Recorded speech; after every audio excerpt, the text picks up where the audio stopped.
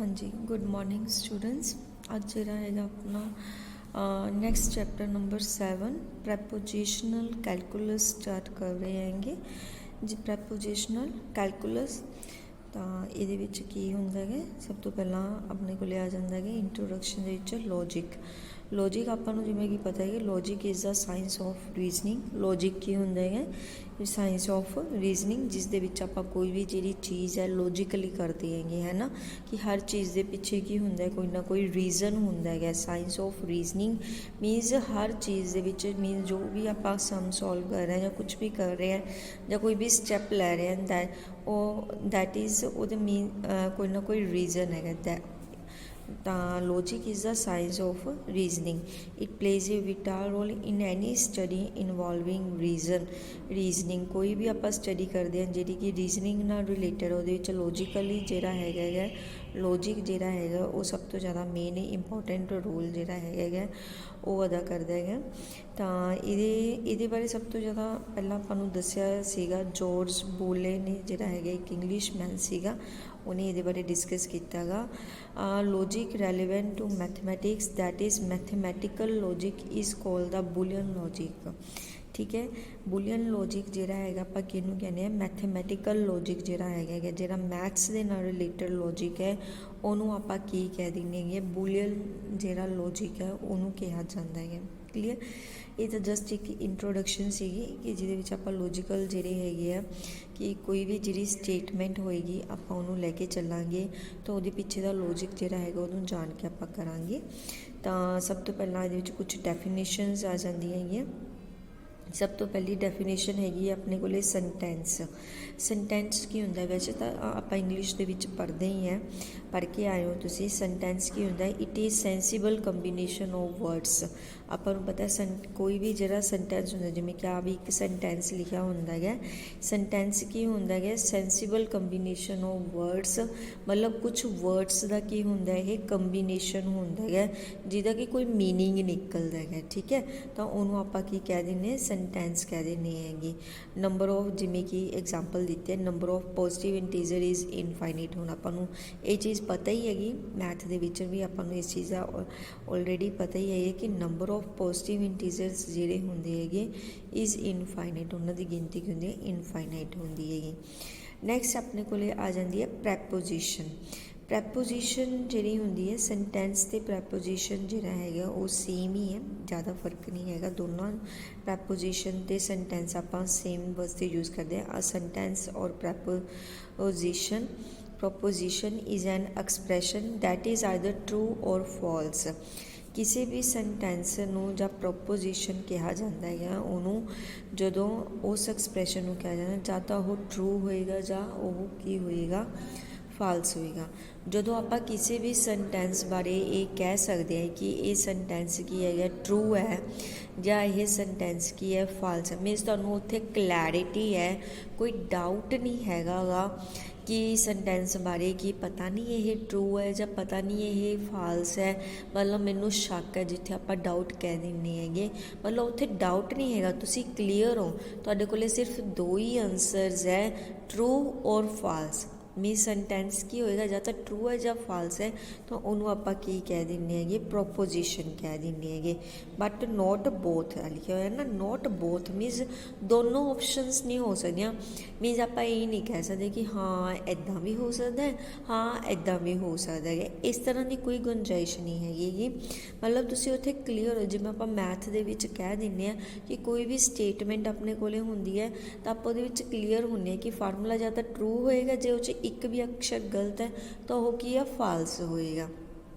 Means ਆਏ ਤਾਂ ਨਹੀਂ ਕਹਿ ਸਕਦੇ ਕਿ ਹਾਂ ਇਹ ਅੱਧਾ ਕੁ ਸਹੀ ਹੈ, ਅੱਧਾ ਕੁ ਗਲਤ ਹੈਗਾ ਤਾਂ ਮੀਨਸ ਇਹਨੂੰ ਅੱਧੇ ਕੁ ਨੰਬਰ ਦੇ ਦਿਓ, ਨਹੀਂ, ਜੇ ਗਲਤ ਹੈ ਤਾਂ ਉਹ ਗਲਤ ਹੈ, ਜੇ ਸਹੀ ਹੈ ਤਾਂ ਉਹ ਸਹੀ ਹੈ। ਤਾਂ ਮੀਨਸ ਦੋਨੋਂ ਚੀਜ਼ਾਂ ਨਹੀਂ ਹੋ ਸਕਦੀਆਂ ਹੈਗੀਆਂ। ਹੁਣ ਜਿਵੇਂ ਸੈਂਟੈਂਸ ਆਪਣੇ ਕੋਲ ਇੱਕ ਸੈਂਟੈਂਸ ਹੈ ਕਿ 3 + 3 = 6।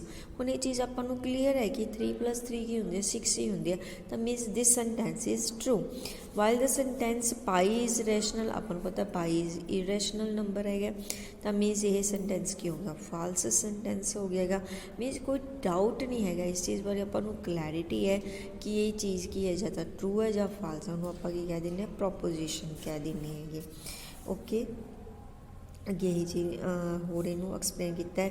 Difference between an ordinary sentence and logical statement is that ਕੋਈ ਵੀ ਸਿੰਪਲ ਜਿਹੜਾ ਹੈਗਾ ਓਰਡਨਰੀ ਸੈਂਟੈਂਸ ਤੇ logical statement it is not possible to say about the truth. ਮਤਲਬ ਜਿਹੜਾ ਇੱਕ ਓਰਡਨਰੀ ਸੈਂਟੈਂਸ ਹੁੰਦਾ ਹੈਗਾ ਉਹਦੇ ਵਿੱਚ ਸਿੰਪਲ ਸੈਂਟੈਂਸ ਜਿਹੜਾ ਹੁੰਦਾ ਉਹਦੇ ਬਾਰੇ ਆਪਾਂ ਕਹਿ ਨਹੀਂ ਸਕਦੇ ਕਿ ਉਹ ਟਰੂਥ ਹੈ ਜਾਂ ਫਾਲਸ ਹੈਗਾ। ਕਲੀਅਰ। ਜਦਕਿ ਜਿਹੜਾ ਲੌਜੀਕਲ ਸਟੇਟਮੈਂਟ ਹੋਏਗੀ ਉਹਦੇ ਵਿੱਚ ਆਪਾਂ ਕਲੈਰਿਟੀ ਨਾਲ ਕਹਿ ਸਕਦੇ ਹਾਂ ਕਿ ਇਹ ਟਰੂ ਹੈ ਜਾਂ ਫਾਲਸ ਹੈ। ਕਲੀਅਰ। ਇਹਦੀਆਂ ਕੁਝ ਹੋਰ ਐਗਜ਼ਾਮਪਲਸ ਦਿੱਤੀਆਂ ਹੋਈਆਂ ਜਿਵੇਂ ਕਿ 3 + 3 = 8 we know this is a false statement ਕਿਉਂਕਿ 6 ਦੇ ਇਕੁਅਲ ਹੁੰਦਾ ਹੈਗਾ। ਅਤੇ ਹਮੇਸ਼ਾ ਇਹ ਯਾਦ ਰੱਖਣਾ ਹੈ ਕੋਈ ਵੀ ਜਿਹੜੀ ਫਾਲਸ ਸਟੇਟਮੈਂਟ ਹੁੰਦੀ ਆ ਉਹਨੂੰ ਹਮੇਸ਼ਾ ਕੈਪੀਟਲ ਲੈਟਰ F ਜਾਂ 0 ਨਾਲ ਡਿਨੋਟ ਕੀਤਾ ਜਾਂਦਾ ਹੈ। ਕਲੀਅਰ। ਕਿਸੇ ਵੀ ਫਾਲਸ ਸਟੇਟਮੈਂਟ ਨੂੰ ਆਪਾਂ ਕੈਪੀਟਲ F ਜਾਂ 0 ਨਾਲ ਡਿਨੋਟ ਕਰਾਂਗੇ। ਹੁਣ ਜਿਵੇਂ ਕਿ ਆਪਾਂ ਨੂੰ ਪਤਾ sun is a heavenly body sentence ਆਪਣੇ ਕੋਲ ਹੈਗਾ sun is a heavenly body. ਹੁਣ ਇਹ ਚੀਜ਼ ਵੀ ਆਪਾਂ ਨੂੰ ਪਤਾ ਹੈਗਾ ਕਿ ਇਹ ਗੱਲ ਟਰੂ ਆਪਾਂ ਨੂੰ ਪਤਾ ਹੈ ਸਨ ਹੈਵੀ ਬੋਡੀ ਹੈ ਤਾਂ means this is a true statement. ਅਤੇ ਇਹਦੇ ਬਾਰੇ ਆਪਾਂ ਕਹਿ ਦਿੱਤਾ ਇੱਕ ਟਰੂ ਸਟੇਟਮੈਂਟ ਨੂੰ ਹਮੇਸ਼ਾ ਕੈਪੀਟਲ T ਨਾਲ ਡਿਨੋਟ ਕੀਤਾ ਜਾਂਦਾ ਜਾਂ F1 ਨਾਲ ਡਿਨੋਟ ਕੀਤਾ ਜਾਂਦਾ। ਕਲੀਅਰ। ਇਹ ਪੁਆਇੰਟ ਧਿਆਨ 'ਚ ਰੱਖਣਾ ਹੈ ਕਿਸੇ ਵੀ ਟਰੂ ਸਟੇਟਮੈਂਟ ਨੂੰ ਕੈਪੀਟਲ T ਜਾਂ 1 ਨਾਲ ਡਿਨੋਟ ਕਰਾਂਗੇ ਅਤੇ ਕਿਸੇ ਵੀ ਫਾਲਸ ਸਟੇਟਮੈਂਟ ਨੂੰ ਆਪਾਂ ਕੈਪੀਟਲ F ਜਾਂ 0 ਨਾਲ ਡਿਨੋਟ ਕਰਾਂਗੇ। ਨੈਕਸਟ ਹੈਗਾ why are you going to Bombay. ਹੁਣ ਦੇਖੋ ਇਹ ਵਾਲਾ ਜਿਹੜਾ ਹੈਗਾ ਸਟੇਟਮੈਂਟ ਆਪਣੇ ਕੋਲ ਇਹਦੇ ਬਾਰੇ ਆਪਾਂ ਨੂੰ ਕੁਛ ਨਹੀਂ ਕਹਿ ਸਕਦੇ ਕਿ why are you going to Bombay ਕਿਉਂਕਿ ਦੇਖੋ ਇਹ ਇੱਕ ਸੈਂਟੈਂਸ ਨਹੀਂ ਹੈਗਾ ਗਾ। ਇਹ ਕੀ ਹੈ ਇੱਕ ਕੁਐਸਚਨ ਪੁੱਛਿਆ ਜਾ ਰਿਹਾ ਹੈਗਾ ਮਤਲਬ ਇਹਦੇ ਵਿੱਚ ਤੁਸੀਂ ਇਹ ਨਹੀਂ ਕਹਿ ਸਕਦੇ ਕਿ ਇਹ ਟਰੂ ਹੈ ਜਾਂ ਫਾਲਸ ਹੈ। ਇਹਦੇ ਬਾਰੇ ਤੁਸੀਂ ਕੋਈ ਇੱਦਾਂ ਦਾ ਰਿਜ਼ਲਟ ਨਹੀਂ ਨਾ ਕਹਿ ਸਕਦੇ ਕਿ ਇਹਦੇ ਵਿੱਚ ਕੁਐਸਚਨ ਮਾਰਕ ਆ ਗਿਆ ਇਸ 'ਚ ਆਪਾਂ ਕੁਐਸਚਨ ਪੁੱਛ ਰਹੇ ਦਿਸ ਇਜ਼ ਨੋਟ ਦਾ ਡੈਕਲੇਰੇਟਿਵ ਮਤਲਬ ਸੈਂਟੈਂਸ ਜਿਹੜਾ ਹੁੰਦਾ ਉਹ ਕੀ ਹੁੰਦਾ ਡੈਕਲੇਰੇਟਿਵ ਹੁੰਦਾ ਇੱਕ ਤਰ੍ਹਾਂ ਦਾ ਜਿਸ 'ਚ ਆਪਾਂ ਨੂੰ ਪਤਾ ਚੱਲਦਾ ਕਿ ਇਹ ਟਰੂ ਹੈ ਜਾਂ ਫਾਲਸ ਹੈ। So we say it is not the statement ਇਹ ਆਪਣੇ ਕੋਲ ਸਟੇਟਮੈਂਟ ਨਹੀਂ ਹੈਗੀ ਜਾਂ ਸੈਂਟੈਂਸ ਨਹੀਂ ਹੈਗਾ। ਮੀਨਸ ਕੋਈ ਵੀ ਕੁਐਸਚਨ ਮਾਰਕ ਆ ਗਿਆ ਉਹ ਆਪਣੇ ਕੋਲ ਸੈਂਟੈਂਸ ਨਹੀਂ ਬਣੇਗਾ ਪ੍ਰੋਪੋਜੀਸ਼ਨ ਨਹੀਂ ਬਣੇਗੀ। ਜਾਂ ਫਿਰ ਇਸ ਤਰ੍ਹਾਂ may God bless you with happiness ਕਿ ਪਰਮਾਤਮਾ ਤੁਹਾਨੂੰ ਖੁਸ਼ੀ ਬਖਸ਼ੇ।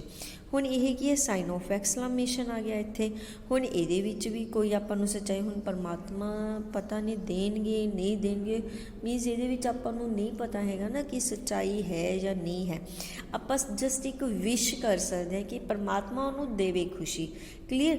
ਬਟ ਇਸ 'ਚ ਸੱਚਾਈ ਹੈ ਜਾਂ ਨਹੀਂ ਹੈ ਇਹ ਸਟੇਟਮੈਂਟ ਟਰੂ ਹੈ ਜਾਂ ਫਾਲਸ ਹੈ ਇਸ ਬਾਰੇ ਆਪਾਂ ਕੁਛ ਨਹੀਂ ਕਹਿ ਸਕਦੇ। ਮੀਨਸ ਇਸ ਤਰ੍ਹਾਂ ਦੇ ਸੈਂਟੈਂਸਸ ਜਿਨ੍ਹਾਂ 'ਚ ਸਾਈਨ ਆਫ ਐਕਸਕਲੇਮੇਸ਼ਨ ਜਾਂ ਕੁਐਸਚਨ ਮਾਰਕ ਹੁੰਦਾ that R note the statement ਅਤੇ ਉਹਨਾਂ ਨੂੰ ਆਪਾਂ ਜਿਹੜਾ ਹੈਗਾ ਕਾਊਂਟ ਨਹੀਂ ਕਰਾਂਗੇ ਟਰੂ ਫਾਲਸ।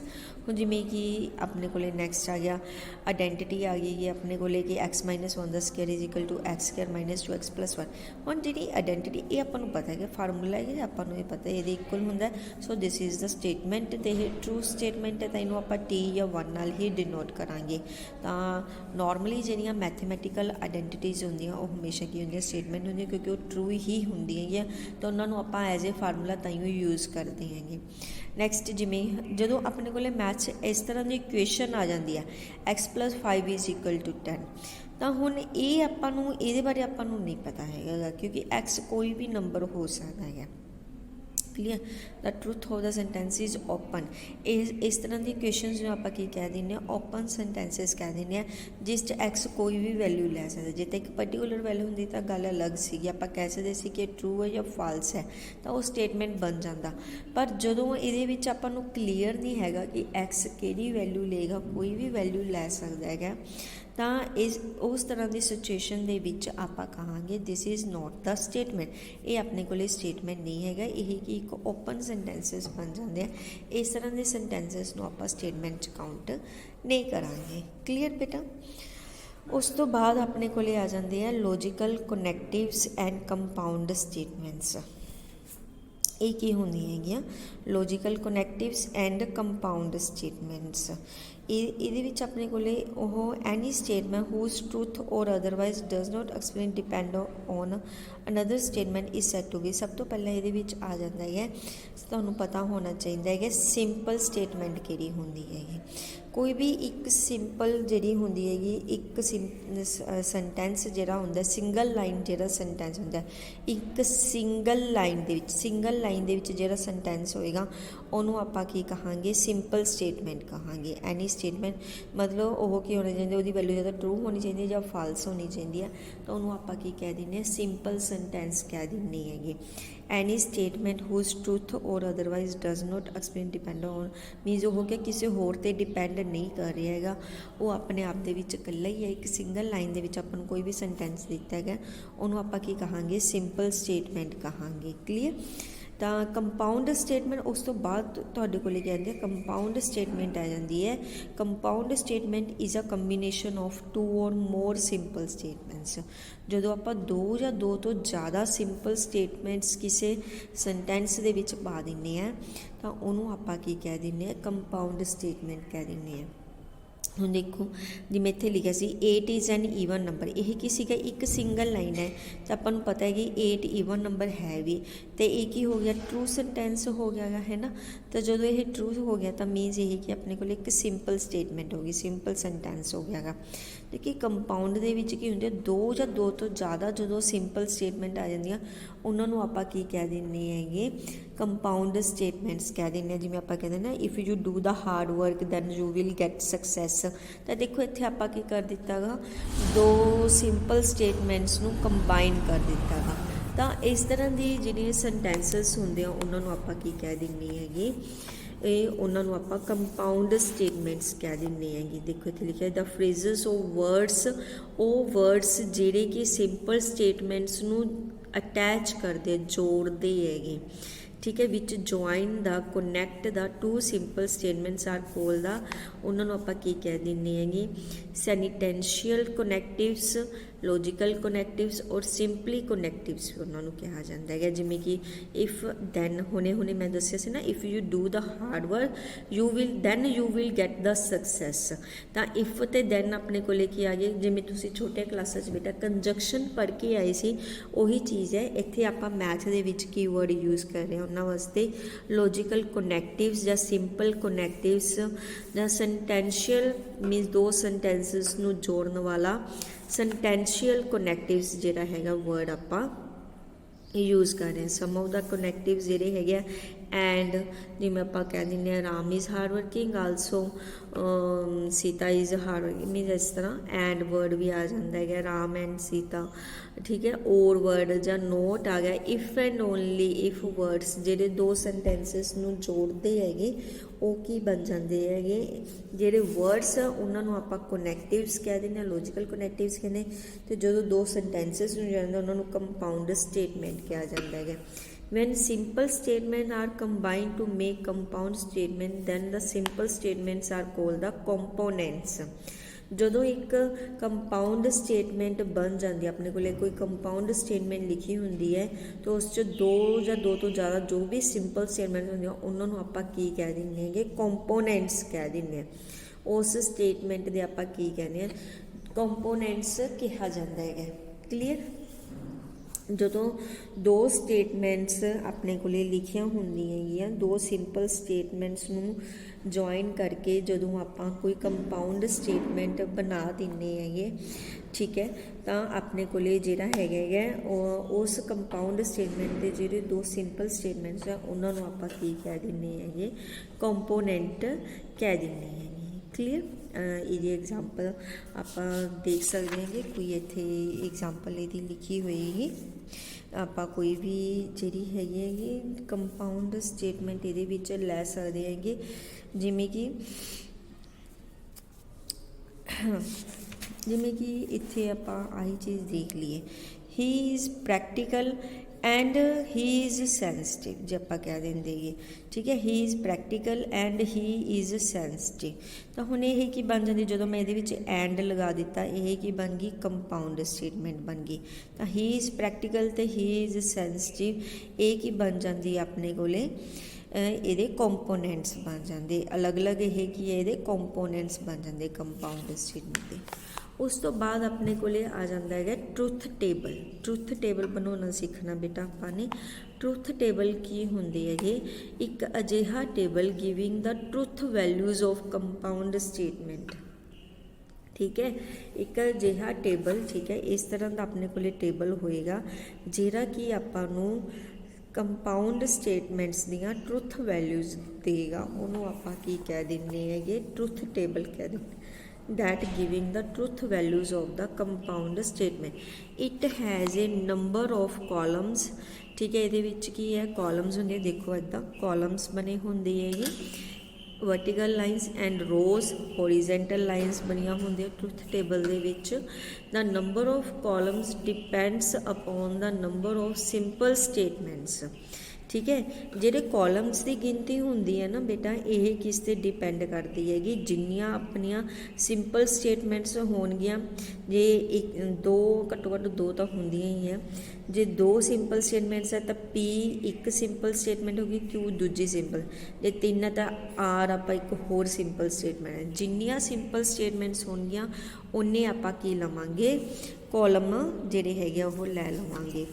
उस तो बाद and how involved are their relationship, तो उस तो बाद जिहड़े है आह रिलेशनशिप्स उन्हां दे फाइंड आउट करांगे, उस दे अकॉर्डिंग कॉलम्स इनक्रीज होंदे चले जाणगे। स्टार्टिंग च किन्ने आपां कॉलम बनाउने आ, that depends upon the simple statement. जिन्नियां सिंपल स्टेटमेंट तुहानूं गिवन आपां एग्जाम्पल करांगे उत्थों क्लीयर हो जाएगा। एंड जिहड़ियां नंबर ऑफ रोज़ है वो किस ते डिपेंड करदा है, that is the in case of n statements, जे अपने को एन स्टेटमेंट्स हैं, ठीक है, there are two the power n rows अपने को होंगे, ठीक है। इस चीज़ को ध्यान च रखना है, जे एन स्टेटमेंट्स हैं तो टू दी पावर एन रोज़ होंगे, यानी कि जे अपने को दो अपने को स्टेटमेंट्स हैं तो टू दी पावर टू, यानी कि 4 जिहड़ियां है अपन रोज़ होंगे। देखो दो स्टेटमेंट्स सी पी ते क्यों, तो 4 अपने को जिहड़ियां है नीचे रोज़ बन गया। इस तरह अपने को जे 3 स्टेटमेंट्स होंगे 2 दी पावर 3 कर देवांगे तो 8 जिहड़े है अपने को नंबर ऑफ रोज़ बन जाएंगे। क्लीयर, ये सीगा ट्रुथ टेबल बनाना जिहड़ा है आप अगे एग्जाम्पल करांगे, उत्थों सीखांगे अलग अलग ये ऑपरेशनस होंगे, आप लॉजिकल ऑपरेशनस पढ़ांगे, तो जिहड़ा है अलग अलग ऑपरेशनस नू यूज़ करके आप ट्रुथ टेबल जिहड़ा है बनाना सीखांगे। तो सब तो पहला पी ते क्यू जिहड़ा है किनू डिनोट करेगा, सेंटेंसिस नू डिनोट करेगा। जो भी तुहाडे कोले सेंटेंसिस है, पी एक सेंटेंस हो गया, क्यू दूजा सेंटेंस हो गया। उस बार ऑपरेशन किहड़ा है, सब तो पहला ऑपरेशन है अपने कोले कंजक्शन ऑपरेशन है। क्लीयर, कंजक्शन ऑपरेशन की होंदा है, देखो बेटा ध्यान नाल समझना है कि कंजक्शन ऑपरेशन होंदा मीट। कंजक्शन आपां किहनूं कहने हैं, मीट, ये वर्ड आपां पिछे पढ़ के आए हैं बुलियन अलजबरा च, मीट ते इहदा जिहड़ा एंड भी आपां इहनूं कह दिंदे हैं पी एंड क्यू, जां पी कंजक्शन क्यू नाल भी इहनूं आपां बोलदे हैंगे, जां पी मीट क्यू भी आपां इहनूं कह सकदे हां। कोई भी आपां वर्ड यूज़ कर सकते हैं, पी मीट क्यू कर सकते हो, पी एंड क्यू कर सकते हो, जां पी कंजक्शन क्यू कर सकते हो। पी ते क्यू दो सेंटेंसिस है, तो याद रखना है पी ते क्यू, पी मीट क्यू कदों ट्रू होएगा, is true if the two sentences both are true. जे दोनों ट्रू है तो रिजल्ट ट्रू होएगा, otherwise the conjunction is false. Conjunction की होएगी, फॉल्स होएगी। जे ते पी ते क्यू दी दोनों की वैल्यू ट्रू है तो रिजल्ट ट्रू होएगा, अदरवाइज ये की हो जाएगा फॉल्स। हुण इहनूं देखो समझो, ट्रुथ टेबल जिवें आपां बनाउणा है, जो भी ट्रुथ टेबल बनाउणा है आपां ने की करना, इस तरह टेबल बना लेना है, ठीक है। पहला कॉलम तुसीं बनाओ, उस पी लिखो, एक सेंटेंस पी नूं शो करेगा कॉलम, फिर दूजा क्यू कॉलम दूजे सेंटेंस नूं शो करेगा, फिर क्योंकि आप पी मीट क्यू की वैल्यू करनी है तो थर्ड कॉलम बनेगा पी मीट क्यू का। वैल्यूज़ किस तरह लिखनी है, देखो एक चीज़ तो तुहानूं हुणे दस ही चुकी है कि जिन्ने अपने कोले कॉल सेंटेंसिस होणगियां उहदी 2 दी पावर कर दो तो तुहानूं पता लग जाएगा तुसीं किन्ने नंबर ऑफ रोज़ लेने। तो 4 लवांगे, इत्थे 2 सेंटेंसिस है तो 4 आपां नंबर ऑफ रोज़ लवांगे। इनू बेटा आपां नैक्सट लैक्चर दे विच कंटिन्यू करदे हैं। थैंक यू बेटा।